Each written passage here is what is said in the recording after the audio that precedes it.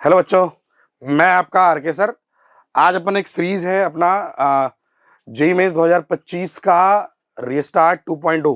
उस सीरीज को अपन आगे बढ़ाएंगे और जो टॉपिक अपन लेके आ रहे हैं वो आ रहे हैं मैकेनिक्स 2 वाला टॉपिक, जिसमें हम लोग कवर करेंगे सर्कुलर और डब्ल्यूपी मेंस के हिसाब से, जिसमें आपका फायदा हो जाए और जो मेंस अप्रैल अटेम्प्ट आने वाला है उसमें आपके क्वेश्चंस बहुत अच्छे हद तक सॉल्व हो जाए इन चैप्टर से। ठीक है, तो सबसे पहले देखते हैं अपन सर्कुलर वाला पोर्शन। ठीक है ना, तो अपन कोशिश करेंगे थोड़ा थोड़ा थ्योरी, मतलब थ्योरी अपन कोशिश करेंगे एंटायर जितना चैप्टर के अंदर थ्योरी है उसके बेसिक कॉन्सेप्ट्स अपन एक बार तो रिवाइज कर लें, और जिन जिन टॉपिक से मेंस क्वेश्चंस उठाता है उस पर क्वेश्चंस भी अपन ले लें, है ना। उसके बाद आपको एक दो क्वेश्चन अपन होमवर्क भी देंगे, आप घर पे जाके ट्राई करना। फिर अगर कोई दिक्कत आए प्लीज कमेंट करना और हमें कांटेक्ट करना। ठीक है, चलो। तो सर्कुलर जहां तक बात है, सर्कुलर की अपन अगर बात करें तो सर्कुलर में बेसिकली आप जैसे मान लो कि कोई बॉडी सर्कुलर पाथ पे है, समझिए आप। ऐसा जरूरी नहीं है कि प्योर सर्कुलर पाथ पे ही बॉडी घूमता रहे, उसको आगे डिस्कस करेंगे अपन जब एक्सेलरेशन पढ़ रहे होंगे। अभी आप ऐसे समझिए कि ये बॉडी सर्कुलर पाथ पे घूम रहा है, ये सेंटर है उसका, दिस इज रेडियस आर, और यहाँ पर वी रफ्तार से चल रहा है। क्लैरिटी है। अगर मैं स्पीड की बात करूं तो स्पीड इज वी, अगर मैं वेलोसिटी की बात करूं तो मुझे वेलोसिटी वेक्टर डिफाइन करना पड़ेगा। क्लियर है। अगर ये सर्कुलर पाथ पे घूम रहा है बॉडी तो पक्का है कि इसकी वेलोसिटी वेक्टर तो चेंज हो रही है। स्पीड भले चेंज होना हो, वेलोसिटी वेक्टर तो चेंज हो रहा है। क्यों चेंज हो रहा है? क्योंकि डायरेक्शन चेंज हो रहा है।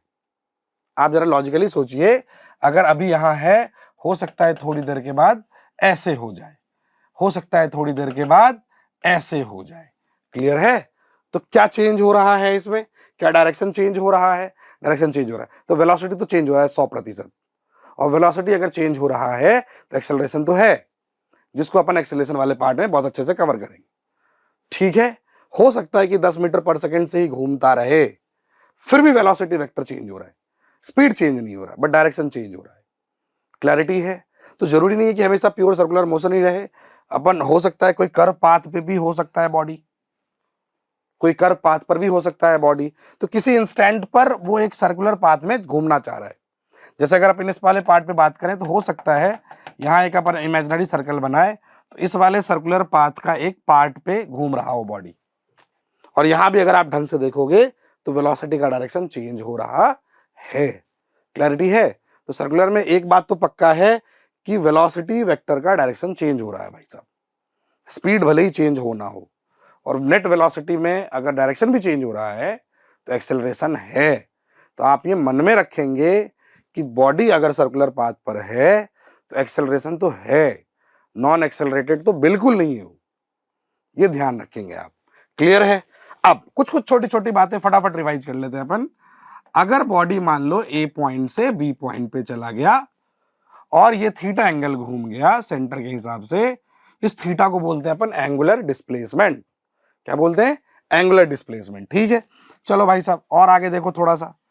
आप अगर ऐसे समझें कि ये रेडियस है आर, ये थीटा एंगल घूम गया, ये लेंथ है एल, आर्क लेंथ, ऐसे घूम गया हो, तो क्या हमें इनके बीच का रिलेशन पता होना चाहिए? हाँ सर, पता होना चाहिए। क्या होता है रिलेशन? क्या L equals to R theta? हाँ सर, ये तो पता था हमें, तो रिवाइज कर ले अपन। तो L equals to R theta. ठीक है। अब इसमें एक चीज ध्यान रखना है बस, थीटा इक्वल्स टू अपन लिखते हैं L by R, but theta must be in radian. ये बहुत इंपॉर्टेंट पॉइंट, ऐसा आप डिग्री विग्री में नहीं लेंगे कि सर सीधा 30 डिग्री लिख दिया, 15 डिग्री लिख दिया, ऐसा नहीं। ये थीटा किस में है? ये थीटा है रेडियन में। ये बहुत इंपॉर्टेंट पॉइंट है जो ध्यान रखना है अपने को। तो this is angular displacement. Clarity है। और अपने को ये थीटा लेना है रेडियन में। जैसे कि मान लो यहां से एक क्वार्टर घूम गया अगर ये, तो हमारा कितना हो गया? कितना हो गया सोचो, यहां से यहां तक का एंगुलर डिस्प्लेसमेंट क्या π/2 हो गया? हाँ सर। अच्छा, जब आप आगे सवाल सॉल्व करोगे तो आपको एक डायरेक्शन का सेंस ध्यान रखना पड़ेगा। तो आप अपने मन से मान सकते हो बाहर या अंदर, पॉजिटिव नेगेटिव, बट एक स्टैंडर्ड जो सिस्टम है उसको आप फॉलो करिए तो ज्यादा बेहतर है। बाकी आप एक सवाल के अंदर एक सेंस ऑफ डायरेक्शन को आप मान सकते हैं, तो आगे चल के इक्वेशंस में काम आएगा। ठीक है ना। तो जैसे मान लो कि ये ऐसे घुमा है बॉडी एंगल में, ठीक, तो राइट हैंड को ऐसे लेना है, एंगल के डायरेक्शन में कर्ल करना है, तो आप देखोगे अंगूठा बाहर आ रहा है। ठीक, अगर यही बॉडी ऐसे घूम रहा होता क्लॉकवाइज सिस्टम में, तो आप राइट एंगल को ऐसे फिंगर्स को कर्ल करते तो अंगूठा अंदर आता। तो जब थीटा का डायरेक्शन आप लिख रहे होगे साइन आगे इक्वेशंस में, तो एक तो बाहर आ रहा होगा, एंटी क्लॉकवाइज सिस्टम के लिए बाहर आ रहा होगा, क्लॉकवाइज सिस्टम के लिए अंदर आ रहा होगा। तो थीटा का साइन अगर आप मेरी मानो एक स्टैंडर्ड दिमाग में आप सेट कर लो कि एंटी क्लॉकवाइज सिस्टम के लिए हम पॉजिटिव लेंगे और क्लॉकवाइज सिस्टम के लिए हम नेगेटिव लेंगे अंदर की तरफ। जैसे कि मान लो ऐसे करके घुमा एक क्वार्टर यहां से लेके यहां तक, और हमसे एंगुलर डिस्प्लेसमेंट पूछा गया, हम लोग बोलेंगे +π/2, तो अपने को समझ में आ जाएगा +π/2 से कि एंटी क्लॉकवाइज सिस्टम में घुमा हो, क्योंकि आगे इक्वेशंस में डायरेक्शन लेना पड़ेगा। क्लियर है यहां तक? एक चीज समझ में आया, एंगुलर डिस्प्लेसमेंट, और ये रेडियन में लेना है। क्लैरिटी है? अब आगे देखते हैं फटाफट अपन क्या है।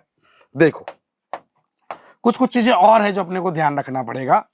एक चीज होती है एंगुलर वेलोसिटी, एंगुलर वेलोसिटी। ठीक, कुछ कुछ टर्म्स आपको मैच होंगे काइनेमेटिक्स से, 1D वाले से, और उसको बाद में अपन एनालॉजी से मैच करने का कोशिश भी करेंगे। अपन एंगुलर वेलोसिटी डिफाइन करते हैं बेटा ओमेगा से, and omega is d theta by d t, rate of change of angular displacement. Clarity है? Omega is d theta by d t. Clarity यहां तक? ठीक, एक और टर्म आएगा आपके पास, that is angular acceleration. Angular acceleration उसको हम डिफाइन करेंगे अल्फा से। किससे डिफाइन करेंगे? अल्फा से। और ये होता है d omega by d t या d square theta by d t square. Clarity है यहां तक? ढंग से देखिए आप, जैसे कि आप समझो कहीं पर लिखा हो theta equals to 2t square minus 3t plus 10, ये एंगुलर डिस्प्लेसमेंट का इक्वेशन है टाइम के साथ। तो क्या मैं एंगुलर वेलोसिटी लिख सकता हूं D theta by d T? बिल्कुल सर। कितना आएगा? 4t minus 3। थीटा को आप डिफरेंशिएट कर लीजिए टाइम के साथ, 4t माइनस 3। अच्छा, क्या एंगुलर एक्सेलरेशन लिख सकते हैं अल्फा? बिल्कुल लिख सकते हैं sir, D omega by d T. कितना आएगा बेटा? 4। चूंकि इस पैटर्न पे खूब सवाल आए मेंस के अंदर, बहुत आसान पार्ट होता है सर्कुलर का ही, इसमें गलती नहीं होनी चाहिए। यहां तक लॉजिक क्लियर है? बढ़े आगे अपन, चलो। तो आप अगर ढंग से देखो तो एक चीज हो गया एंगुलर डिस्प्लेसमेंट, एक चीज हो गया एंगुलर वेलोसिटी, एक चीज हो गया एंगुलर एक्सेलरेशन। क्लैरिटी है? एक और बहुत इंपॉर्टेंट रिलेशन है जो अपने को ध्यान रखना पड़ेगा, वो क्या है देखो, वो क्या है फटाफट देखो। जैसे कि मान लो कि ऐसा मान लो बॉडी सर्कुलर पाथ पे है और इधर वेलोसिटी वेक्टर है इस इंस्टेंट पर। अगर मैं यहां से चीजों को देख रहा हूं तो ये हमारा रेडियस वेक्टर हो जाएगा, बाहर की तरफ रेडियली आउटवर्ड। क्लैरिटी है? अब ओमेगा हमें डिफाइन करना है। अच्छा, कैसे सिस्टम में घूम रहा है? एंटी क्लॉकवाइज सिस्टम में घूम रहा है। क्लैरिटी है? किधर घूम रहा है? एंटी क्लॉकवाइज सिस्टम में घूम रहा है। तो ओमेगा का डायरेक्शन जो डिफाइन करना होता है वो क्लॉकवाइज एंटी क्लॉकवाइज से ही डिफाइन करना है अपने को। तो अगर एंटी क्लॉकवाइज सिस्टम में घूम रहा है तो हमारा ओमेगा हो गया बाहर, हमारा ओमेगा हो गया बाहर। आप डिफरेंशियल इक्वेशन से भी समझ सकते हो, ओमेगा हमने क्या लिखा था? D theta by d T, तो थीटा को ही फॉलो करेगा ओमेगा। तो एंटी क्लॉकवाइज सिस्टम में ओमेगा हो गया हमारा बाहर, तो बाहर की तरफ है ओमेगा वेक्टर, ध्यान रखिए आप। क्लैरिटी है? और हमें एक रिलेशन ध्यान होना चाहिए ओमेगा में, वी में और आर में, जो बहुत इंपॉर्टेंट है। किसमें किसमें? ओमेगा में, वी में और आर में। क्लैरिटी है? अब अगर आप बहुत अच्छे से देखोगे तो ओमेगा हमारा बाहर है, तो ओमेगा क्रॉस आर, देखो वी के डायरेक्शन में आ गया, ओमेगा क्रॉस आर क्या वी के डायरेक्शन में आ गया। ठीक ऐसे ही देखो आप यहां बॉडी मान लो घूमते घूमते यहां आ गया, क्या वेलोसिटी वेक्टर का डायरेक्शन इधर है, ओमेगा किधर है हमारा? बाहर, ओमेगा क्रॉस आर क्या वी के डायरेक्शन में आ गया। क्या मैं ये लिख सकता हूं V vector equals to omega cross R? ये आपको बहुत कायदे से ध्यान रखना पड़ेगा। v vector is omega cross r, r cross omega नहीं है, ध्यान से देखना, आप r क्रॉस ओमेगा करोगे उल्टा हो जाएगा, ओमेगा किधर था बाहर, r ऐसे ओमेगा की तरफ लाओगे नीचे आ जाएगा, वो r क्रॉस ओमेगा नहीं है। और अगर एंगल 90 हो, जैसे ओमेगा हमारा इधर था और रेडियस वेक्टर तो इसी प्लेन में होगा, तो हमेशा ओमेगा और r के बीच में 90 डिग्री बनेगा, और 90 डिग्री होगा तो मैं v को लिख सकता हूं ओमेगा r, नो डाउट। ये तो इस वाले में होगा, हमेशा थोड़ी होगा, इस वाले में होगा, इस सिस्टम के अंदर v बराबर ओमेगा r। तो जब आप सवाल को सॉल्व करते हो या जब आप चीजों को याद कर रहे होते हो तो आप कोशिश करिए v equals to omega r याद करें, ना कि v equals to r omega. नहीं तो अगर आप r ओमेगा याद करोगे तो एग्जाम में गलती भी करोगे आप, क्योंकि अपने को ये रिलेशन भी ध्यान रखना है ना। तो v equals to v vector is omega cross r। कभी कभी वेक्टर फॉर्म पे भी सवाल आता है, बहुत इंपॉर्टेंट चीज है, वो ध्यान रखना पड़ेगा। ऐसा ही एक रिलेशन अपन एक्सेलरेशन में भी लेके आएंगे। क्लियर है? बढ़े आगे। देखो, तो एक रिलेशन बहुत इंपॉर्टेंट जो ध्यान होना चाहिए अपने को, है ना। टाइम वेस्ट नहीं करते हैं, फटाफट आगे बढ़ते हैं।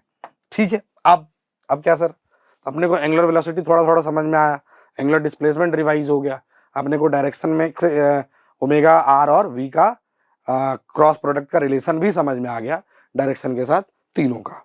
क्लियर है? अब थोड़ा थोड़ा सर अल्फा भी समझ में आया, alpha is what, D omega by d T, D square theta by d t square. और एक चीज और अपने को समझ में आया था कि बॉडी अगर सर्कुलर पाथ पे है तो 100% क्या होगा उसमें, एक्सेलरेशन तो होगा। क्यों? मैग्नीट्यूड चेंज हो ना हो, डायरेक्शन तो चेंज हो रहा है। क्लैरिटी है? अब बहुत छोटी छोटी चीजें हैं, ढंग से देखिए आप। आपको एक चीज बताता हूं, एनालॉगी विथ लीनियर मोशन या 1D मोशन के साथ सर्कुलर में क्या क्या एनालॉगी है, मतलब कुछ कुछ मिलता जुलता चीज आपको मिलेगा। आप अगर याद करिए बहुत कायदे से, तो अपने पास लीनियर मोशन में कुछ कुछ चीजें होती थी, linear displacement, linear velocity, linear acceleration, है ना। वो तीन चीजें होती थी और उस पे अपन चीजों को डिफाइन करते थे और बहुत सारे इक्वेशंस लिखते थे। S equals to U T plus half A square, V equals to U plus A T, याद करिए, V square equals to U square plus 2a और वहां पे एक चीज अपन डिफाइन करते थे कि these three equations are only valid in 1D and acceleration must be constant. और वो लीनियर एक्सेलरेशन होता था, और linear acceleration in the sense की जिस लाइन के अलोंग वेलोसिटी वेक्टर है उसी लाइन के अलोंग हमारा एक्सेलरेशन होता था। ठीक वैसा ही सर्कुलर में भी कुछ कुछ होता है। क्या होता है? देखो, ढंग से देखिए आप। अगर ये रफ्तार है v, समझेंगे आप ढंग से, अगर ये रफ्तार है v, ये r, मैं वेक्टर के हिसाब से लिखता हूं, ये v वेक्टर है और ये r वेक्टर। क्लैरिटी है? तो ऐसा हो सकता है कि इसका मैग्नीट्यूड भी चेंज हो, ठीक, हो सकता है इसका मैग्नीट्यूड चेंज ना हो, सिर्फ डायरेक्शन चेंज हो, दोनों चीजें हो सकती है। इसका मैग्नीट्यूड तभी चेंज होगा जब इसके लाइन के अलोंग कोई एक्सेलरेशन हो, समझिए आप, उसको बोलते हैं अपन टेंजेंशियल एक्सेलरेशन। अगर कहीं पे लिखा हो डी वी वेक्टर का मॉड बाई डी टी, ढंग से देखो क्या लिखा हुआ है, ये क्या लिखा हुआ है, क्या हमने वेलोसिटी को डिफरेंशिएट किया या स्पीड को डिफरेंशिएट किया?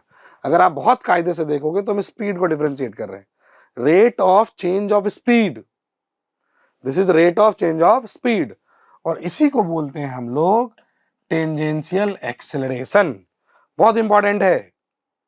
टेंजेंशियल किधर भी हो सकता है, वेलोसिटी के अलोंग भी हो सकता है, वेलोसिटी के नीचे भी हो सकता है। अगर वेलोसिटी के अलोंग हुआ तो क्या टेंजेंशियल एक्सेलरेशन स्पीड बढ़ाएगा, और अगर ये उल्टा हुआ तो क्या स्पीड घटाएगा? तो कॉमन सेंस है। बट ये चीज आपने को ध्यान रखना है, रेट ऑफ, कभी कभी एग्जाम में आपसे क्या पूछेगा पता है, आपको सब कुछ दे देगा वेक्टर फॉर्म में, आपसे सिर्फ यही पूछेगा find rate of change of speed, बस, और कुछ नहीं। तो ऐसा नहीं करना है नेट, अपन नेट एक्सेलरेशन निकाल लिया, उसका मैग्नीट्यूड निकाल लिया, नहीं, हमें नेट एक्सेलरेशन से मतलब ही नहीं है। आप समझिए, अगर कहीं लिखा रहे dv vector by dt, this is net acceleration, ये नेट एक्सेलरेशन है। तो अगर अपने को रेट ऑफ चेंज ऑफ, ये चीज है rate of change of velocity, अगर अपने से पूछा जाए rate of change of speed, तो ऐसा गलती से भी नहीं करना कि इसको फाइंड आउट करके इसका मैग्नीट्यूड ले लिया, गलती कर जाओगे, गलती कर जाओगे। इस पे हालांकि और चर्चा करेंगे अपन, कुछ सवाल लेने के बाद जब एक्सेलरेशन वाले पोर्शन पे आएंगे अपन और चर्चा करेंगे और 2-3 अच्छे सवाल मिलेंगे अपन, ठीक है, ये ध्यान रखना है। यहां तक क्लियर? तो एक हमारा टेंजेंशियल एक्सेलरेशन होता है, क्लियर, और एक क्या होता है अपने पास, इसी के अंदर आएगा एक सेंट्रीपिटल एक्सेलरेशन। तो सेंट्रीपिटल एक्सेलरेशन सिर्फ क्या चेंज करेगा, डायरेक्शन। क्या चेंज करेगा, उसका मैं इक्वेशन लिख के भी दूंगा आपको, बट ये चीज बहुत अच्छे से ध्यान रखना है। अगर यहां पे लिखा रहे ऐसा कुछ dv वेक्टर बाई dt का मॉड, ये क्या है, नेट एक्सेलरेशन का मैग्नीट्यूड है। ये क्या है, नेट एक्सेलरेशन का मैग्नीट्यूड है। ये ध्यान रखना है बस। क्लैरिटी यहां तक? बढ़े आगे अपन, ठीक। अब अपन बात करना चाह रहे थे एनालॉगी पे। किस पे बात करना चाह रहे थे, एनालॉगी पे। अब जरा समझो कहानी। हम 1D में क्या पढ़ते थे, याद है आपको? 1D में पढ़ते थे इफ एक्सेलरेशन इज कांस्टेंट, तो हम कुछ कुछ चीजें लिखते थे, याद करो, v equals to U plus A T, ठीक। और क्या लिखते थे, s equals to U T plus half A T square, और तीसरा इक्वेशन लिखते थे v square equals to U square plus 2s। याद है क्या, याद है क्या? अब ठीक इसी प्रकार से सर्कुलर में आप समझिएगा बहुत अच्छे से ढंग से, अगर एक्सेलरेशन कांस्टेंट था तब ये सब खेल अपन ने खेला था। ठीक ऐसे ही अगर मैं आपसे बोलूं if alpha is constant, if alpha is constant, अगर अल्फा कांस्टेंट है तो क्या करेंगे समझिए आप। अगर अल्फा कांस्टेंट है तो अपना लीनियर से सर्कुलर में क्या क्या चीज चेंज आता है समझो। पहले जो हमारा u होता था वो इधर आ जाता है omega naught, initial angular velocity. जो हमारा v होता था वो यहां बन गया omega, angular velocity at an instant. जो हमारा डिस्प्लेसमेंट होता था वो चेंज हो गया एंगुलर डिस्प्लेसमेंट में। टाइम तो टाइम ही है, और क्या बचा, जो हमारा a होता था, याद करो, वो a होता था वो कन्वर्ट हो गया अल्फा में। आप इसको चेक भी कर लो ना, ए हम लोग लिखते थे dv बाई dt, तो अल्फा लिखते हैं d ओमेगा बाई dt। इतनी सारी चीजें। अब अगर अल्फा कांस्टेंट हो गया, अल्फा कांस्टेंट होते ही, अल्फा कांस्टेंट होते ही क्या क्या लिख सकते हैं अपन बताओ। ठीक, वहां से पहला equation omega equals to omega naught plus alpha T, बहुत बढ़िया सर। दूसरा इक्वेशन क्या लिखोगे बेटा आप, theta equals to omega naught T plus half alpha T square. और तीसरा इक्वेशन क्या लिखोगे, तीसरा इक्वेशन लिखोगे omega square equals to omega naught square plus 2 alpha theta. बहुत इंपॉर्टेंट इक्वेशंस हैं, बट लगाने कब है, जब अल्फा क्या हो, कांस्टेंट हो, है ना। अपन सारा चीज नहीं लिख सकते थ्योरी, अपन यहाँ पर रिवीजन का कोर्स है, बट इंपॉर्टेंट चीज जहां से एग्जाम में क्वेश्चन आता है वो पक्का आप रिवाइज करें। क्लैरिटी है यहां तक? बढ़े आगे, ठीक है। अब आप एक चीज देखिए, क्वेश्चन देखें फटाफट, एक दो फटाफट देखिए जो अपन ने पढ़ा उस पर क्वेश्चन देखते हैं। The length of A second hand in a watch is 1 centimetre, the magnitude of change in velocity of its tip in 15 second is, ठीक है। घड़ी है 15 सेकेंड में, ऐसा सेकेंड वाला सुई है, 1 सेंटीमीटर रेडियस है उसका। अच्छा, स्पीड तो कांस्टेंट ही होता है उसका, पूरे घड़ी में, पूरे घड़ी में स्पीड सेम कांस्टेंट होता है। अगर मैं स्पीड मान लू v, क्या मान लू v, तो मैं v आराम से लिख सकता हूं। v कितना आएगा बताओ, सेकेंड वाला सुई जो होता है वो पूरा एक चक्कर लगाता है 60 सेकेंड में, 60 सेकेंड में, और लेंथ कवर करता है कितना, 2 पाई आर। तो मैं v लिख सकता हूं 2 पाई आर बाई, क्या लिखेंगे आप, 60 डिस्टेंस अपॉन टाइम, है ना, सेकेंड। तो ये आ जाएगा बेटा सेंटीमीटर पर सेकेंड में। क्यों लिख रहा हूं ऐसा मैं, क्योंकि ये भाई साहब आर का वैल्यू सेंटीमीटर में, और सारे आंसर हमें सेंटीमीटर में ही चाहिए, तो क्यों ना सेंटीमीटर पर सेकंड में ही रहने दे उसको। क्या आ गया बेटा बताओ, 2 पाई इंटू 1 बाई 60 सेंटीमीटर पर सेकेंड, तो ये आ गया पाई बाई 30 सेंटीमीटर पर सेकेंड। बहुत बढ़िया। अब आगे पढ़ते हैं, क्या है, magnitude of change in velocity of its tip in 15 second. 15 second में कहां चला जाएगा बताओ, 60 सेकंड पूरा, 15 सेकंड में 1/4, तो यहां से आ जाएगा बेटा यहां तक। आप अगर ढंग से देखो तो एक वेलोसिटी इधर है एक वेलोसिटी इधर है। अगर मैं लिखूं v फाइनल वेक्टर तो this is minus v j cap. अगर मैं इसको y मान लूं और इसको x मान लूं, what is v initial vector, क्या प्लस v i कैप। क्या मैं चेंज इन वेलोसिटी निकाल सकता हूं, v final minus v initial. हाँ सर, तो कितना आएगा, minus v j cap minus v i cap. अब मुझे क्या इसका मैग्नीट्यूड निकालने नहीं आएगा, आराम से आएगा। क्या लिखेंगे बताओ, डेल्टा v वेक्टर का मॉड, क्या सीधा सीधा v√2 आ जाएगा। बहुत बढ़िया, v√2 आया तो कितना आ गया बेटा बताओ, आंसर लिखें सीधा। तो v√2 बराबर कितना आएगा, π√2 बाई 30 सेंटीमीटर पर सेकेंड। देखो आंसर है। और ऐसे सवाल आते हैं, ये मेंस का ही क्वेश्चन है। आप जाके पीवाई को देखोगे, मेंस का ही क्वेश्चन है, आया हुआ क्वेश्चन है ये, बट लेटेस्ट।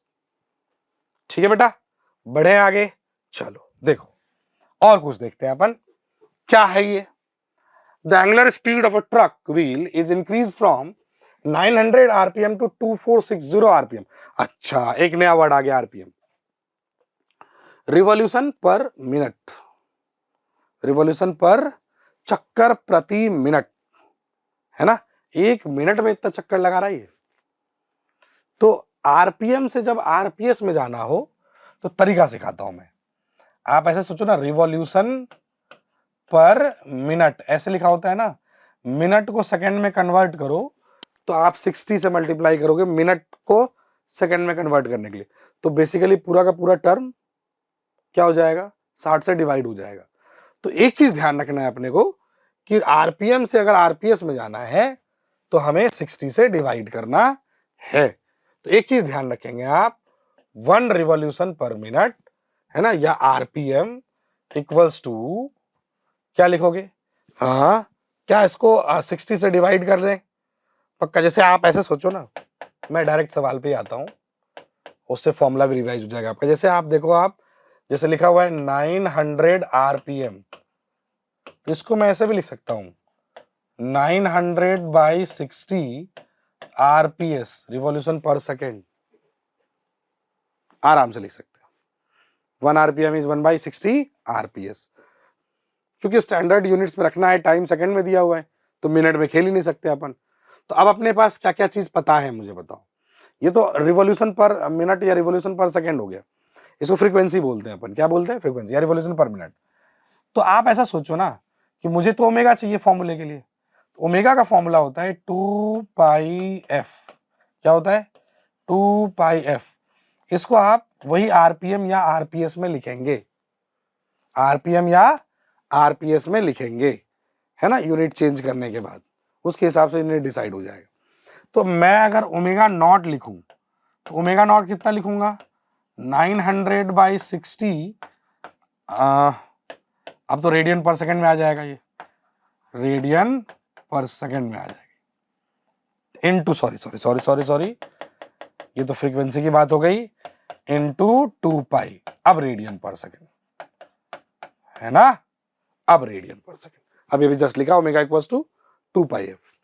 ठीक उसी हिसाब से ओमेगा फाइनल क्या आएगा, बोल रहा है 900 आरपीएम से 24604 हो गया, 2460 हो गया 26 सेकंड में। तो ओमेगा फाइनल क्या लिखोगे बेटा, 2 पाई इंटू 2460 बाई 60 रेडियन पर सेकंड।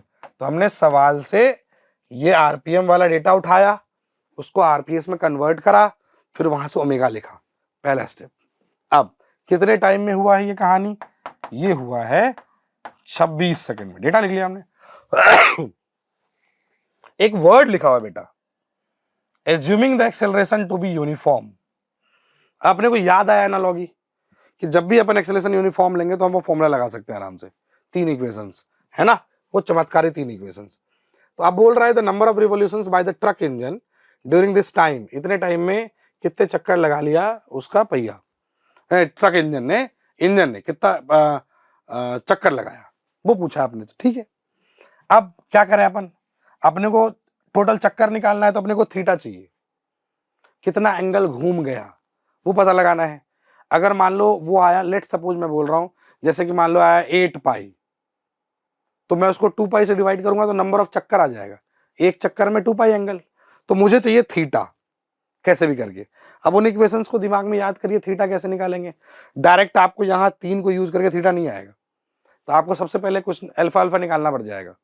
तो सबसे पहले अल्फा कैलकुलेट कर लेते हैं। क्या कैलकुलेट करते हैं? अल्फा। चलो भाई साहब अल्फा कैलकुलेट करें अपन। अल्फा के लिए क्या करें बेटा? अल्फा के लिए मैं एक चीज लिख सकता हूं, omega equals to omega naught plus alpha T. बहुत बढ़िया। तो यहां से आएगा अल्फा टी बराबर omega final minus omega initial, कितना आएगा? 2 पाई कॉमन ले लें, 2 पाई बाई 60 आ जाएगा कॉमन, इंटू 2460 माइनस 900। और टी की वैल्यू हमें पता है, ये कितना आएगा? फटाफट सॉल्व करते हैं। 2 पाई बाई 60 इंटू कितना है बेटा? ये 0, ये 6 और ये आएगा 15। देखो ढंग से, है ना? तो टी की वैल्यू कितनी आ जाएगी? टी की वैल्यू, सॉरी अल्फा का वैल्यू, अल्फा का वैल्यू आएगा 2 पाई। अच्छा ये जाएगा, ये देखो जाएगा 6 से 2 26 आ रहा है, इंटू 26 बाई टाइम। टाइम कितना है? टाइम कितना? ओहो बहुत बढ़िया डेटा, ये तो कट गया। कट गया तो कितना आया? 2 पाई रेडियन पर सेकेंड स्क्वायर। बहुत बढ़िया डेटा, कटकुट आ गया, ज्यादा कैलकुलेशन भी नहीं, अल्फा आ गया। एक बार अल्फा आ गया कहानी खत्म। कैसे खत्म? देखो एक बार अल्फा आ गया तो मैं इक्वेशन लगा लूंगा, मुझे पता है omega square equals two plus 2 alpha theta. बहुत बढ़िया। 2 अल्फा थीटा क्या लिखोगे बेटा? Omega square minus omega naught square by 2 alpha. ठीक है, सॉरी अपने को थीटा चाहिए ना, अपने को थीटा चाहिए ना, तो 2 अल्फा इधर ले लेते हैं। ठीक है, ये आया कहानी। डायरेक्ट वैल्यू पुट करो। अच्छा इसको अपन डायरेक्ट नहीं खेले, बहुत बड़ा डेटा है वो, तो इसको ऐसे लिख लेना आप, omega plus omega naught into omega minus omega naught by 2 alpha. क्या हमें ओमेगा पता है? ओमेगा फाइनल, हाँ। क्या ओमेगा नॉट इनिशियल पता है? ये पता है, ये पता है, ये पता है, ये पता है। अल्फा जस्ट कैलकुलेट किया है, क्या थीटा आ जाएगा? एक बार थीटा आ जाएगा, क्या number of revolution is theta upon 2 पाई। क्या ऐसा कर सकते हैं? क्या ऐसा कर सकते हैं? बहुत आराम से। क्या आप लोग करोगे इसको? क्या आप लोग करोगे इसको? अब कुछ नहीं करना है, डेटा डालना है यहाँ पे, और डेटा बढ़िया कटकुट आ जाएगा, आपको चिंता नहीं करना है। क्योंकि हमें कम समय के अंदर पूरा रिवाइज करना है, तो आप प्लीज इसको आगे सॉल्व करेंगे। क्लियर? बढ़े? बहुत बढ़िया। अब देखो आगे क्या है, फटाफट देखिए, फटाफट देखिए। इससे पहले एक चीज आप सीखो, है ना? बहुत बढ़िया, जो मैं आपको बता रहा था, एक्सेलरेशन वाला पार्ट। एक्सेलरेशन वाला पार्ट, एक्सेलरेशन वाला पार्ट में क्या क्या ध्यान रखना है समझिए आप। एक्सेलरेशन में ध्यान रखना है कि अगर कोई बॉडी सर्कुलर पाथ पे है, तो जब आप इसको सॉल्व करोगे, डेरिवेशन में नहीं जा रहे हैं अपन, तो ये हमारा है रेडियस वेक्टर। क्या है? Radius vector. और यहां पर है मान लो लेट सपोज वेलोसिटी वेक्टर। ठीक है ना? ये ओरिजिन है, सेंटर है मान लो, सेंटर है मान लो, r vector and v vector. V vector is net velocity, है ना? आप कहीं थीटा एंगल पे इसको लेके चले जाइए, आप थीटा एंगल पे लेके चले जाइए, कोई दिक्कत नहीं है इसको। और यहां पर आप नेट वेलोसिटी वेक्टर को डिफरेंशिएट कर लो तो बढ़िया सा इक्वेशन आएगा, एक बढ़िया सा इक्वेशन आएगा, है ना? जब आप dv बाई dt सॉल्व करोगे ना, या किसी, आप इसके दो तरीके होते हैं, आप किसी कर्व, आपको क्लास में कराया भी गया होगा, किसी कर्व पाथ पे जाके आप डिफरेंशिएट कर लेते हैं छोटा सा एलिमेंट लेके। जब आप नेट निकालोगे acceleration dv vector by dt, है ना, ये कुछ ऐसा आएगा टर्म, ये आएगा आपका V square by R minus R cap plus dv vector dv by dt into V cap, कुछ ऐसा आएगा। अब इसको समझते हैं अपन क्या है net acceleration. This is what? Net acceleration. अब नेट एक्सेलरेशन के दो कंपोनेंट है, एक कंपोनेंट है सेंटर की तरफ, देखो आर वेक्टर था आउटवर्ड, तो माइनस आर वेक्टर क्या इनवर्ड होगा? हाँ सर, ये तो माइनस आर कैप है, तो एक एक्सेलरेशन आएगा आपको सेंटर के तरफ, इसी को बोलते हैं हम लोग सेंट्रीपिटल। क्या बोलते हैं? सेंट्रीपिटल या रेडियल एक्सेलरेशन, अंदर की तरफ, सेंटर की तरफ। और एक आता है आपका वेलोसिटी वेक्टर के along, and this is A T. क्या है ये? A T, tangential acceleration. और जब आप नेट एक्सेलरेशन की बात कर रहे होगे, चूंकि रेडियस वेक्टर और वेलोसिटी वेक्टर दोनों एक दूसरे से परपेंडिकुलर है, तो नेट एक्सेलरेशन आप आराम से लिख पाएंगे a c square plus A T square का रूट के अंदर। अब ये वाला पार्ट आपको बहुत अच्छे से रखना है दिमाग में, सर्कुलर के डायनेमिक्स वाले पार्ट को करने के लिए। है बहुत आसान सा चीज, डेरिवेशन आपको क्लास में कराया गया होगा, अब डेरिवेशन के ऊपर नहीं जाना एग्जाम से पहले, ये चीज ध्यान रखना है, ठीक है? ये क्या चीज है? Tangential, rate of change of speed. तो टेंजेंशियल क्या चेंज करेगा? स्पीड। तो जब भी आपसे पूछे rate of change of speed, हमें कैलकुलेट करना है टेंजेंशियल। आपसे अगर बोले कि डायरेक्शन कौन चेंज कर रहा है? Centripetal. Centripetal only changes the direction, उसको दूसरा कोई काम नहीं है। टेंजेंशियल क्या चेंज कर सकता है? स्पीड। हो सकता है सर्कुलर में एटी जीरो हो जाए, एसी जीरो नहीं हो पाएगा। अगर एसी जीरो हो गया तो उसको उसका वेलोसिटी का डायरेक्शन चेंज कौन करेगा फिर? तो एसी तो हमेशा जिंदा है, ठीक है? अब जो अपने को और ध्यान रखना है, क्या ध्यान रखना है? देखो ढंग से, एसी इज, अगर मैं मैग्नीट्यूड वाइज बात करूं तो वी स्क्वायर बाय आर, ठीक? And this R is radius of curvature, this R is radius of curvature. Clarity है? अगर आप ढंग से देखो ना, तो आप ऐसे सोचिए, आप ऐसे सोचिए, इसको ऐसे फील करो कि एक सर्कल में इस पॉइंट के ऊपर इधर की तरफ AT है, इधर की तरफ AC है, तो वेलोसिटी वेक्टर भी इसी लाइन पे होगा, या तो ऊपर होगा या तो नीचे होगा। तो नेट एक्सेलरेशन कुछ इधर आया होगा, ए नेट कुछ इधर आया होगा, इधर सेंट्रीपिटल, इधर टेंजेंशियल। अगर आप ढंग से देखो ना, ए नेट का वो कंपोनेंट जो वेलोसिटी के परपेंडिकुलर हो, that is centripetal. Net acceleration का वो कंपोनेंट जो वेलोसिटी वेक्टर के परपेंडिकुलर हो, दैट इज सेंट्रीपिटल। मैं इस पे ज्यादा जोर दे रहा हूं, यही इंपॉर्टेंट है, समझिए आप। जब भी आपको रेडियस ऑफ कर्वेचर वाले सवाल उठाने होंगे या सर्कुलर डायनामिक्स वाले सवाल उठाने होंगे, बहुत इंपॉर्टेंट है ये। आपको वेलोसिटी का कंपोनेंट नहीं लेना है, आपको नेट एक्सेलरेशन खोजना है, उसका वो कंपोनेंट जो नेट वेलोसिटी के परपेंडिकुलर हो, दैट इज सेंट्रीपिटल।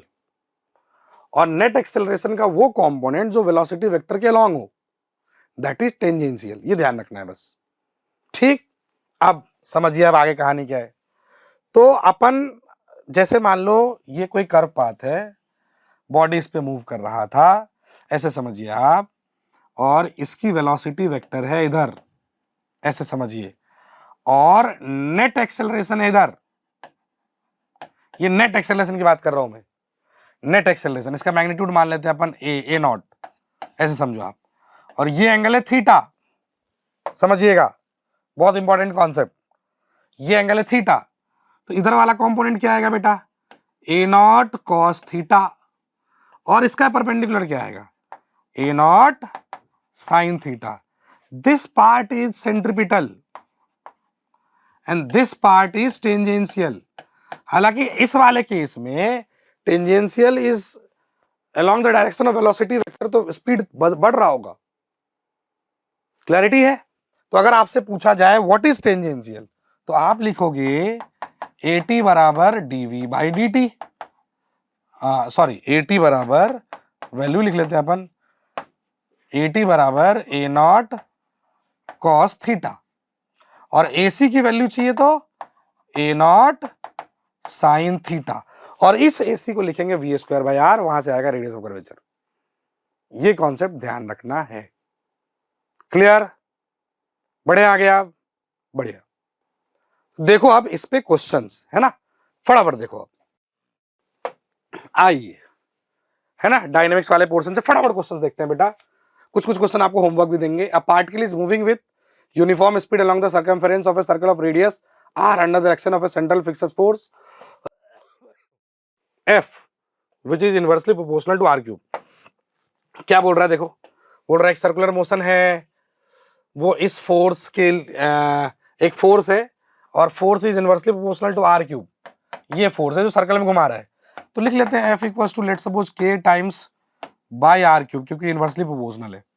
अब क्या बोल रहा है, it's time period of revolution will be given by centripetal acceleration कितना था, v स्क्वायर बाय r। तो सेंट्रीपिटल फोर्स क्या होगा, m into A C, M V square by R. क्या इसको M V square by R से compare कर लें, k बाई आर क्यूब बराबर M V square by R. बहुत बढ़िया, r से एक का कटेगा तो r स्क्वायर बचेगा। क्या आएगा बेटा, v स्क्वायर, v स्क्वायर आएगा k by M R square और v equals to root k by M into 1 by R. देखो ये आ गया v की वैल्यू। अब मुझे क्या चाहिए, टाइम पीरियड। टाइम पीरियड एक चक्कर है, क्या लगाऊं बताओ, टाइम पीरियड क्या लिखोगे, टाइम पीरियड लिखोगे t बराबर 2 पाई आर डिवाइडेड बाई रफ्तार। रफ्तार क्या है, रूट k बाई एम कोई कांस्टेंट हो गया c, है ना, बाई आर, तो r ऊपर चला जाएगा आर स्क्वायर। क्या t directly proportional to R square. देखो ऑप्शन है ना, आसान सा क्वेश्चन, वेरी इजी। बढ़े आगे, देखो अब आगे क्या है, फटाफट देखते जाते हैं questions. A bead of mass m stays at a point P, ठीक है, यहां है, on a wire bent in the shape of a parabola। अच्छा एक वायर है पैराबोलिक शेप का, y equals to 4c x square, बहुत बढ़िया, and rotating with angular speed omega. the value of omega है जहां रेस्ट पे। अच्छा फ्रिक्शन को इग्नोर किया है, नेग्लेक्ट किया अपन ने, तो अपने को क्या दिमाग में रखना है कि ये वाला बॉडी पार्टिकल एक सर्कुलर पाथ पे घूम रहा है, ऐसे करके ये पूरा कटोरी घूम रहा है, तो ये सर्कुलर पाथ पे घूम रहा है जिसका रेडियस है a। अगर घूम रहा है सॉरी, तो कोई ना कोई एक्सेलरेशन सेंटर की तरफ होना चाहिए, और वो एक्सेलरेशन तभी आएगा जब सेंटर की तरफ कोई ना कोई फोर्स होना चाहिए। तो हमें खोजना है सेंटर की तरफ का फोर्स जो इसको घुमा रहा होगा 100% के हिसाब से। अब देखो इधर, इधर की तरफ है सेंट्रीपिटल, क्लियर है। तो मैं काम करता हूं, बढ़िया तरीका, मैं काम करता हूं, मैं इसी पे बैठ जाता हूं पार्टिकल पे, मैं इस पार्टिकल पे बैठ जाता हूं, नीचे क्या लगेगा mg। अगर मैं इस पे बैठ गया तो ये जो सेंट्रीपिटल है, तो बैठूंगा तो सूडो फोर्स बाहर, है ना, m omega square a। Centripetal acceleration कितना, ध्यान रखें आप, centripetal acceleration is v square by R या ओमेगा स्क्वायर आर। आर की वैल्यू कितनी है a, बहुत बढ़िया। अब वो बोल रहा है स्लिप नहीं हो रहा है, इस पे स्लिप नहीं हो रहा, तो कैसे स्लिप नहीं होगा, देख मैं एक टेंजेंट ड्रॉ करता हूं ऐसे, ये एंगल थीटा, ये भी एंगल थीटा, इसका इधर वाला कंपोनेंट बोल m omega square a cos theta, mg का नीचे वाला कंपोनेंट बोल mg साइन थीटा। अगर ये स्लिप नहीं हो रहा है तो क्या ये दोनों एक दूसरे को बैलेंस करना चाहिए, हाँ सर बिल्कुल सही बोल रहे हो आप। तो क्या लिखेंगे बेटा, m omega square a cos theta बराबर mg साइन थीटा, m से m उड़ गया, है ना, टेन थीटा निकाल लो, टेन थीटा कितना आ रहा है, tan theta is omega square a by g, बहुत बढ़िया। अब टेन थीटा को क्या लिख सकता हूं मैं लिख सकता हूं dy बाई dx बराबर ओमेगा स्क्वायर a बाई जी। अब dy बाई dx निकाल लो भाई, यहां से dy बाई dx क्या आएगा बताओ, y डैश क्या आएगा, y डैश आएगा 8cx। और कहां पे निकाल रहे हैं हम लोग निकाल रहे हैं x इक्वल्स टू a पर, हम लोग कैलकुलेट कर रहे हैं x इक्वल्स टू a पर, तो ये आएगा 8ca, तो y डैश आ गया 8ca बराबर ओमेगा स्क्वायर a बाई जी। क्या a से मर गए, ओमेगा स्क्वायर कितना आया 8cg, मेरे हिसाब से ओमेगा आएगा 2√2cg। देखो आंसर है क्या, देखो आंसर है क्या, है ना, बहुत बढ़िया। क्या करा अपन ने, बार बार क्या देख रहे हैं अपन तो ये पता लगाने की कोशिश कर रहे हैं कि बॉडी कौन से सर्कुलर पाथ में घूम रहा है। पहले चीज। दूसरी चीज, अगर सर्कुलर पाथ में घूम रहा है तो सेंटर की तरफ कोई ना कोई फोर्स होना चाहिए, नहीं तो सर्कल में घुमाएगा कौन उसको? क्योंकि आपको बताया था हमने, एटी भले जीरो हो जाए, एसी जीरो नहीं हो सकता अगर बॉडी सर्कुलर पाथ पे है तो। क्लैरिटी है? बढ़े आगे फटाफट। बहुत बढ़िया, अच्छे से कर रहे हैं सवाल अपन। देखो एक और सवाल देखो, क्या है? बढ़िया, रेडियल एक्सेलरेशन पूछा है। A particle perform circular motion of radius 1 metre from rest. The tangential acceleration of particle at any time t is given by at। अच्छा at दिया हुआ है, मुझे पता है at इक्वल्स टू t, और at होता है बेटा dv बाई dt। अपन तो डेटा लिखते जाए, तो dv बराबर t dt। मैथ्स तो आपको बहुत अच्छे से आता है। अब कुछ तो लिमिट दिया होगा, हाँ, रेस्ट से चालू हुआ है, तो क्या t जीरो पे रफ्तार जीरो होगा और किसी टाइम t पे रफ्तार v होगा। क्या लिख लिया अपन? v बराबर टी स्क्वायर बाई 2। बहुत बढ़िया, अपने पास तो बहुत मेन इक्वेशन आ गया। अब क्या बोल रहा है? रेडियल एक्सेलरेशन या टेंजेंट सेंट्रीपिटल एक्सेलरेशन। क्या a centripetal is v square by r? हाँ सर। क्या करें बताओ? वी स्क्वायर बाई आर करो। क्या टी की पावर 4/4 इंटू 1, आर तो 1 दिया है, देख यहाँ आर 1 दिया है, खत्म कहानी। अच्छा कितने टाइम पे बोला है बेटा? 2 पे, तो कितना हो गया? 4 16/4, ये 4 आ गया, 4 मीटर पर सेकंड स्क्वायर। देख खत्म कहानी, खत्म कहानी। ऐसे आते सवाल मेंस में, डरना नहीं है। एक तो आप मेंस से डरो मत, डरोगे खत्म हो जाओगे। डरना तो बिल्कुल नहीं, अपने को सोचना है जो अपने को आता है वो एग्जाम में आने वाला है, बस। जो अपने को नहीं आता आउट ऑफ सिलेबस, एग्जाम में आया ही नहीं। क्लैरिटी? बढ़े आगे, चलो बी पॉजिटिव। ये देख भाई साहब क्या क्वेश्चन है। Body is thrown with a velocity of 10 metre per second at an angle of 45 degree to the horizontal. बहुत बढ़िया, प्रोजेक्टाइल है, दिख रहा है मुझे, दिख रहा है मुझे। देख, एक बॉडी को यू रफ्तार से, यू नहीं, अपने वेलोसिटी पता है ना, 10 45 पे फेंका है, ऐसे जाएगा, ठीक है। तो रेडियस ऑफ कर्वेचर, अच्छा बढ़िया चीज आ गया ये, रेडियस ऑफ कर्वेचर देखो, of its trajectory in t equals to 1/√2। इतने समय पर मुझे पता लगाना है कि रेडियस ऑफ कर्वेचर क्या होगा। तो पहले तो ये पता लगाओ कि ये है कहाँ, t इक्वल्स टू 1/√2 पे है कहाँ। एक काम करते हैं, x कंपोनेंट की रफ्तार 10/√2, y कंपोनेंट की रफ्तार 10/√2। क्या मुझे टाइम ऑफ फ्लाइट पता है? टाइम ऑफ फ्लाइट होता है 2uy/g। कितना आया? 2 इंटू 10/√2 बाई 10, कटकुटा गया 2/√2। ओहो, पूरा टाइम ऑफ फ्लाइट है 2/√2, तो 1/√2 पे आधा पे होगा, मैक्सिमम हाइट पे। मतलब हमसे यहां की बात कर रहा हो और मैक्सिमम हाइट पे रफ्तार होगा 10/√2। बहुत बढ़िया, क्योंकि x का रफ्तार तो चेंज होना नहीं है, एक्सेलरेशन किधर है? y में। बहुत बढ़िया, अब 10/√2 तो हो गया। अब इस पॉइंट पर नेट एक्सेलरेशन खोजो, सेंट्रीपिटल मत खोजो, पहले नेट खोजो। क्या ये बॉडी ओवरऑल ग्रेविटी के अंदर मूव कर रहा है? हाँ सर। तो क्या यहां पर g नीचे लग रहा होगा? This g is net acceleration. अब इसका वो कंपोनेंट जो वेलोसिटी के अलोंग हो वो टेंजेंशियल होता है, और इसका वो कंपोनेंट जो वेलोसिटी से परपेंडिकुलर होता है वो सेंट्रीपिटल होता है। क्या ये पूरा का पूरा ही परपेंडिकुलर है? हाँ सर। तो टेंजेंशियल कितना? 0। क्या पूरा सेंट्रीपिटल हो गया ये? बिल्कुल बढ़िया। तो सेंट्रीपिटल एक्सेलरेशन इज 10g। जी की वैल्यू 10 ही लेनी है अपने को, g आ गया। अब क्या करें अपन बताओ? 10 आ गया, और ये कितना होना चाहिए? क्या ये होना चाहिए? V square by R C, radius of curvature, बराबर 10। तो रेडियस ऑफ कर्वेचर कितना आएगा बेटा? V square by 10। वहां का रफ्तार का स्क्वायर कितना आएगा बताओ?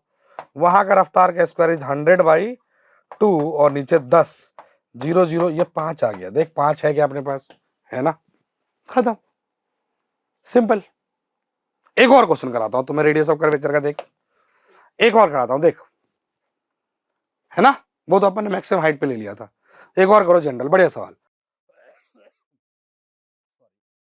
If a particle is projected with speed u from ground at an angle theta with horizontal, the radius of curvature of point where velocity vector is perpendicular to initial velocity, वहां पर radius of curvature बताओ जहां पर velocity vector initial के perpendicular हो जाता है।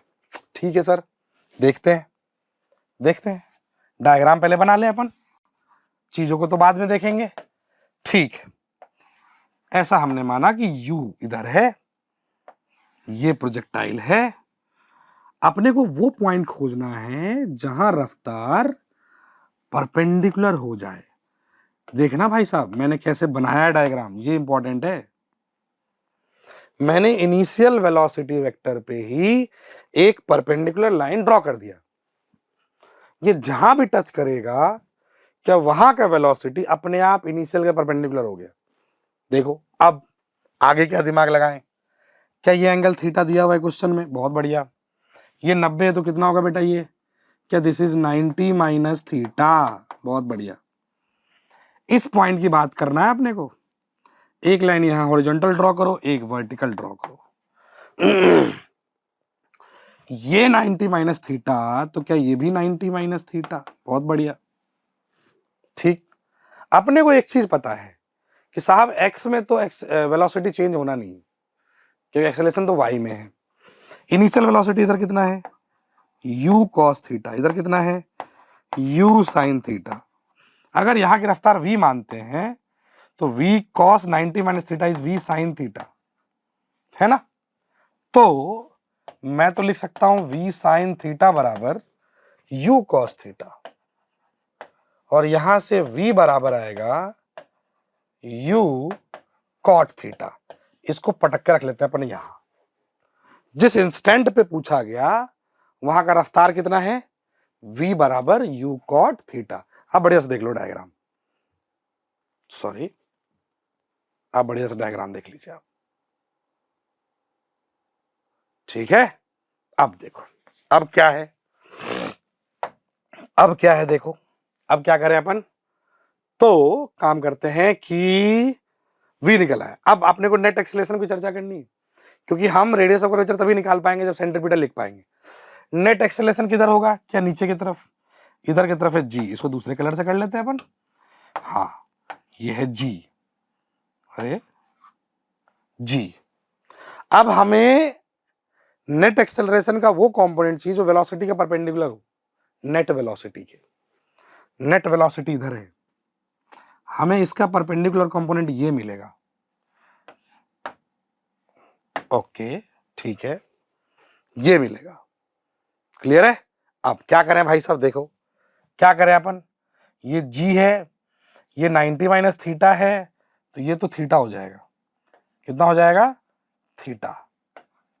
ठीक है, ये थीटा, तो ये कितना हो जाएगा 90 माइनस थीटा, ये 90 माइनस थीटा आजा 90 माइनस थीटा। जी का हमें इधर वाला कंपोनेंट चाहिए, क्योंकि हमें नेट वेलोसिटी के परपेंडिकुलर चाहिए। क्या this is g sine theta, तो क्या centripetal is g sine theta, बहुत बढ़िया। तो सेंट्रीपिटल हो गया हमारे पास g sine theta, and thus this must be equal to v square by rc. The radius of curvature is v square by g sin theta. v square कितना दिया हमने, v स्क्वायर, v निकाला है u cot theta, तो क्या u square cot square theta, u square cot square theta by g sin theta. देखो आ गया radius of curvature, क्या आया, u square cot square theta upon g sin theta. खाना देख बी ऑप्शन है, देख बी ऑप्शन है। क्या करा मैंने, क्या करा मैंने, फिर से सोचो आप। जब भी हमें रेडियस ऑफ कर्वेचर निकालना हो, क्योंकि आता है सवाल ये, हमें क्या करना है, उस पॉइंट पे पहले नेट वेलोसिटी वेक्टर देखना है, उस पॉइंट पे फिर हमको नेट एक्सेलरेशन नेट देखना है, उसके बाद नेट एक्सेलरेशन का वो कंपोनेंट जो नेट वेलोसिटी से परपेंडिकुलर हो, वो हमारा होगा सेंट्रीपिटल, और उसको इक्वेट करना भी स्क्वायर बाय आर से। क्लैरिटी है। हालांकि इसका एक इक्वेशन और होता है, वो थोड़ा आपके लिए कॉम्प्लेक्स हो जाएगा, यहां आपका काम आसानी से निकल जाएगा। क्लैरिटी है, बढ़े आगे, चलो भाई साहब फटाफट देखते हैं आगे कुछ और बढ़िया। तो जो पढ़ा उसको फटाफट रिवाइज कर लेते हैं अपन एक चीज को, क्या चीज है एक्सेलरेशन के ऊपर, देखो आप ढंग से, इसमें क्या बोल रहा है कि एक टेबल है, टेबल पे एक ब्लॉक रखा है, इस टेबल को अपन इस एक्सिस के अबाउट घुमाएंगे, फिर कुछ कुछ चीजें ऑब्जर्व करेंगे अपन, ठीक है ना। अब क्या ऑब्जर्व करेंगे देख, when the rotation is clockwise with constant omega, इसको हमने क्लॉकवाइज घुमाया। एक काम करते हैं, एक गोला बनाते हैं ऐसे, इसको घुमाया clockwise with omega constant. Omega अगर कांस्टेंट है मतलब 80 नहीं है, टेंजेंशियल एक्सेलरेशन नहीं है, सिर्फ और सिर्फ क्या सेंट्रीपिटल होगा, तो क्या सेंट्रीपिटल ऐसे होगा, टेंजेंशियल है ही नहीं, तो क्या यही नेट एक्सेलरेशन हो जाएगा, नेट एक्सेलरेशन। तो पहले वाले केस में नेट एक्सेलरेशन का डायरेक्शन कौन सा, तीसरा, देख इधर की तरफ, तो मेरे हिसाब से ए का तो हो गया आर। समझ में आया क्या करा, हमें नेट एक्सेलरेशन का डायरेक्शन चुनना है इसमें से, इस वाले केस के लिए। अगला बोल रहा है rotation is clockwise with decreasing omega. अगले में क्या बोल रहा है, अगले में बोल रहा है क्लॉकवाइज तो है बट ओमेगा घट रहा है। ओमेगा घटेगा तब जब अल्फा इधर के तरफ होगा। अल्फा इधर होने का मतलब, अच्छा घूम तो ऐसे रहा है वो, तो सेंट्रीपिटल इधर होगा, टेंजेंशियल इधर होगा, क्योंकि रफ्तार को घटाना है ना, तो नेट एक्सेलरेशन कुछ इधर आएगा, ए नेट। देख ए नेट इधर वाला कौन है, 4 नंबर, तो क्या दूसरे का एस हो जाएगा। क्या कर पाओगे ऐसे, बढ़िया डायरेक्शन पे सवाल। When rotation is clockwise with increasing omega, अगले में क्या बोला गया हमें कि ओमेगा को इंक्रीज कर रहे हैं। इधर लिखूं, इधर देख, इधर देख, इधर देख लो, rotation is clockwise with increasing omega, clockwise ही घूम रहा है और ओमेगा बढ़ रहा है, मतलब अल्फा इधर ही है। इसका मतलब 80 इधर होगा, AC इधर होगा, नेट इधर होगा, 2 नंबर, 2 नंबर क्यू। देखो चौथा क्या बोल रहा है, just after clockwise rotation begins from rest, rest से चला है और क्लॉकवाइज है, तो इसी को मान लो चौथा।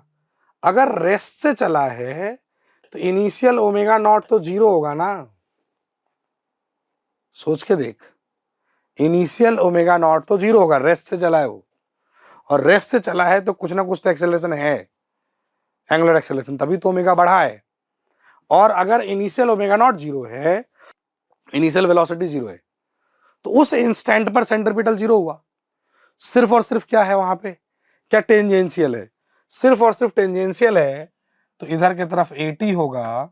सेंट्रीपिटल क्यों 0 हो गया उस समय, क्योंकि वेलोसिटी 0 है उस समय, v² r या ओमेगा² r, रेस्ट से ही चला है, तो ये 80 धीरे धीरे रफ्तार बढ़ाएगा, जैसी रफ्तार बढ़ाएगा सेंट्रीपिटल आ जाएगा। तो नेट एक्सेलरेशन तो नीचे की तरफ है और नीचे की तरफ है 1, तो लास्ट वाले का ऑप्शन क्या हो जाएगा, P। क्या डायरेक्शन बहुत अच्छे से समझ में आया, क्या क्या कंडीशंस हो सकता है, आप अच्छे से कायदे से देख लीजिए, वीडियो को पॉज करो और देखो, क्लियर है, बढ़े, बहुत बढ़िया। अब डायनेमिक्स पे कुछ सवाल और देखो, ये आप करोगे क्या होमवर्क, मैं आपको होमवर्क दूं क्या, ये इस क्वेश्चन को होमवर्क करो आप एक बार इस वीडियो को देखने के बाद आप करना है इसको क्वेश्चन, बढ़िया सवाल है, अच्छा सवाल है डायनामिक्स पे, इसको आप करेंगे, है ना, क्योंकि हमें बहुत सारे टॉपिक्स कवर करने हैं, फटाफट इसको कर लेंगे आप, ठीक है। क्वेश्चन देख लो फटाफट क्या है और इसको करेंगे आप, बड़े चलो भाई साहब देखो आगे, ये क्या है, a particle p of mass m is attached to a vertical axis by 2 strings AP and BP। दिख रहा है आपको AP BP, एक रस्सी ये है, एक रस्सी ये है, of length L each, the separation AB equals to L, P rotates around the axis with an angular velocity omega, the tension in the 2 strings are T1 and T2। बहुत बढ़िया, इस सवाल को करते हैं अपन, देखो इस सवाल को करते हैं अपन, देखो पहले तो चीजों को एनालाइज करते हैं। एक रस्सी यहाँ है, एक रस्सी यहाँ है, दोनों रस्सी का लेंथ सेम है, बट आप दोनों में टेंशन सेम नहीं मानेंगे, mg, क्योंकि हो सकता है अगर ओमेगा बहुत कम हो तो ये P नीचे आ जाए और नीचे वाला रस्सी लूज हो जाए, जैसे जैसे आप ओमेगा बढ़ाओगे ये पार्टिकल ऊपर की तरफ जाना चालू होगा तो नीचे वाला रस्सी टाइट होगा, तो नीचे वाला रस्सी लूज भी हो सकता है, ध्यान रखना है। mg इसमें मान लेते हैं अपन फिलहाल T2 और इसमें मान लेते हैं T1, ठीक है। T1 T2 उसने बोला है क्या? हाँ, 2 strings are T1 and T2, ठीक है। ऊपर वाले में T1 नीचे वाले में T2। इसको थोड़ी देर के लिए एंगल मान लेते हैं थीटा।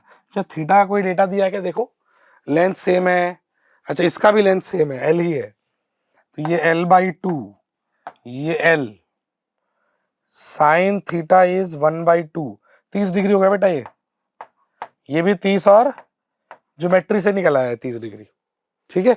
अब FBD का अगला हिस्सा देखो, इधर आएगा T1 साइन 30 मतलब T1/2, इधर आएगा T2/2, है ना, और इधर की तरफ आएगा T1 cos 30, T1√3/2 और T2 cos 30, T2√3/2, दोनों कॉम्पोनेंट ले लिया हमने, ठीक। अब इक्वेशंस कैसे लिखोगे? T1/2 बराबर T2/2 प्लस mg, भाई साहब वर्टिकल में उसको बैलेंस भी तो करना है, तो क्या लिखोगे आप? T1 माइनस T2 बराबर 2mg।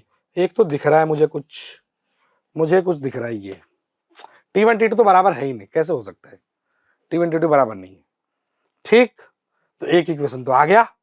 अब क्या करें भाई? अच्छा आप इस डायरेक्शन में इक्वेशन लिखते हैं, इसमें हॉरिजॉन्टल में T1√3/2 T2√3/2, this must be equals to mv²/r, circular है ना, सर्कुलर है, तो क्या करें?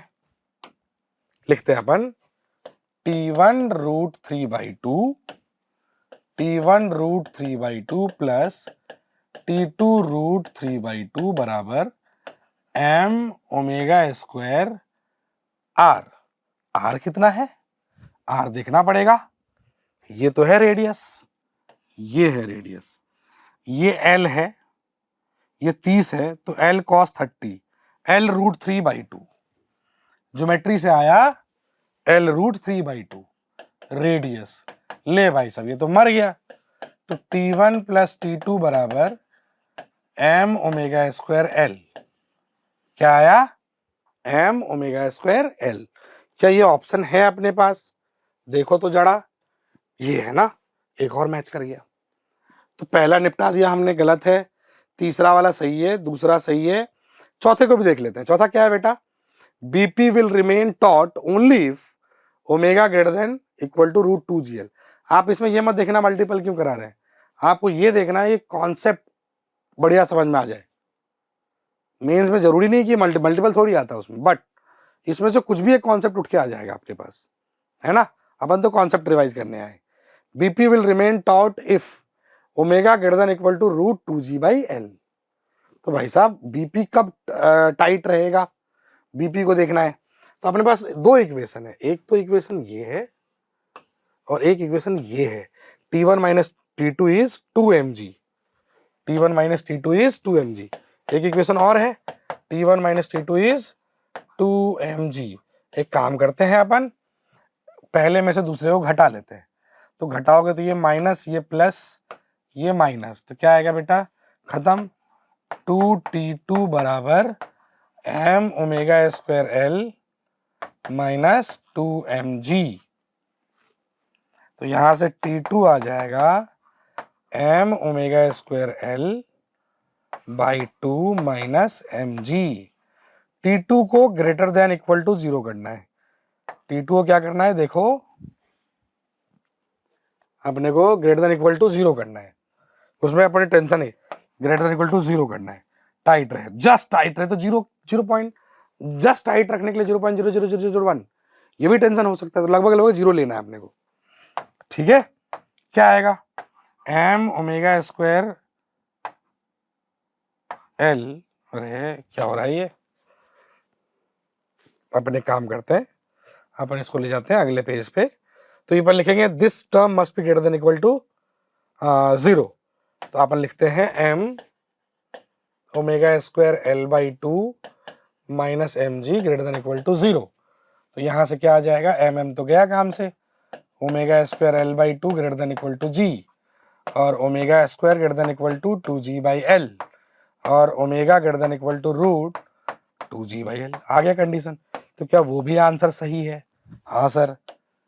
क्या वो भी आंसर सही है? देखो, हाँ sir, 2g by L. Clear है? क्लियर है क्या ये मामला? देख आ गया, सारे ऑप्शन चेक कर लिया अपने को, कॉन्सेप्ट समझ में आना चाहिए। क्लियर? बढ़ते हैं आगे। देखो अब क्या है, ये आपके लिए होमवर्क है, फटाफट देखो। ये आपके लिए होमवर्क है। A particle of mass m is fixed.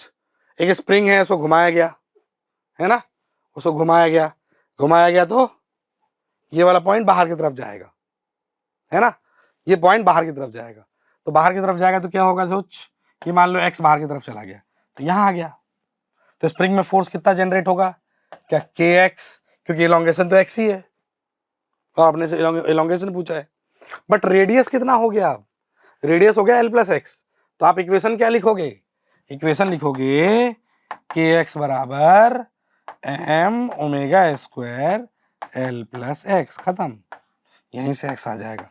लो मैंने ही सॉल्व कर दिया। x निकालना था इलोंगेशन, क्या कर लोगे सब लोग, है ना, आपने बहुत सारी चीजें कवर करनी है तो कुछ कुछ चीजें आपको करना पड़ेगा। ठीक, बढ़े।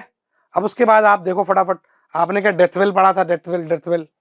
हालांकि सवाल मुश्किल से दिखते हैं, जो सवाल आते हैं मेंस के अंदर वो अपन ने कर लिया पहले।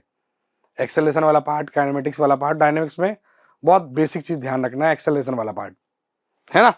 चलो देखो इसको, डेथवेल में क्या है, आप दीवार पे चिपके हुए हो ऐसे, दीवार पे क्या है, चिपके हुए हो ऐसे।